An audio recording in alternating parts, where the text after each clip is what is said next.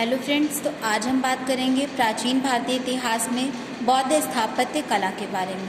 बौद्ध स्थापत्य को 4 भागों में विभाजित किया गया है: स्तूप, चैत्य, विहार, स्तंभलेख। स्तूप बौद्ध धर्म के सबसे पवित्र स्थल माने जाते हैं। चैत्य, जहाँ भिक्षुक और भिक्षुणी पूजा करते हैं। विहार, भिक्षुक और भिक्षुणी जहाँ जीवन यापन करते हैं। ये शिक्षा के केंद्र के रूप में भी विश्व विख्यात हैं।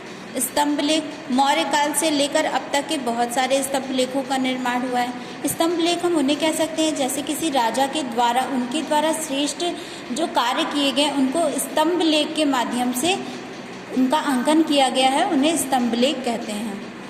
अब आते हैं स्तूप। स्तूप का जो निर्माण है वो कब से और कहाँ से प्रारंभ हुआ है? तो जब भगवान बुद्ध का परिनिर्वाण हुआ उसके बाद उनकी अंत्येष्टि की राख को 8 जगहों पर बांटा गया।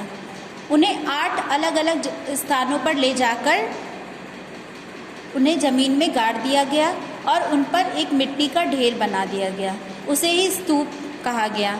और तब से लेकर अब तक के बहुत सारे स्तूप का निर्माण कराया जा चुका है। और स्तूप का जो प्रकार है उनको 4 भागों में विभाजित किया गया है। तो स्तूप का जो पहला पार्ट है उसमें शारीरिक स्तूप आते हैं, दूसरा है पारभौमिक स्तूप, तीसरा उद्देशिक और चौथा संकल्पित स्तूप।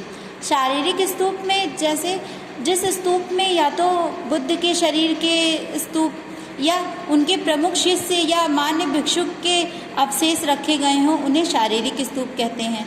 सांची का स्तूप एक आदर्श स्तूप है, लगभग सभी स्तूपों की संरचना उससे मिलती जुलती है और यह एक शारीरिक स्तूप है। ये शारीरिक स्तूप का बहुत ही उत्तम उदाहरण है। दूसरा बात करते हैं पारभौमिक स्तूप।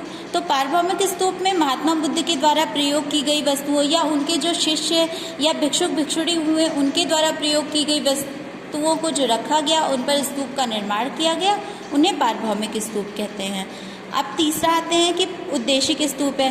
उद्देशिक स्तूप में जो महात्मा बुद्ध जिन जिन स्थानों पर गए हैं जैसे श्रावस्ती, सारनाथ, इन सब जगहों पर जाकर उन्होंने भ्रमण किया और उनका बौद्ध धर्म का प्रचार किया गया और वहाँ पर जिन स्तूपों का निर्माण किया गया उन्हें हम उद्देशिक स्तूप कह सकते हैं।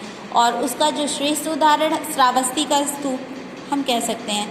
चौथा आता है संकल्पित स्तूप। तो जो महात्मा बुद्ध के अनुयायी थे उनके अनुयायियों द्वारा जो संकल्प लेकर स्तूप बनाए जाते हैं उन्हें संकल्पित स्तूप कहते हैं। ये प्रायः बौद्ध धर्म के प्रचार के लिए इन स्तूपों का निर्माण किया जाता है, इन्हें स्तूप कहते हैं। तो इस प्रकार बौद्ध स्थापत्य के बारे में हम जानते हैं।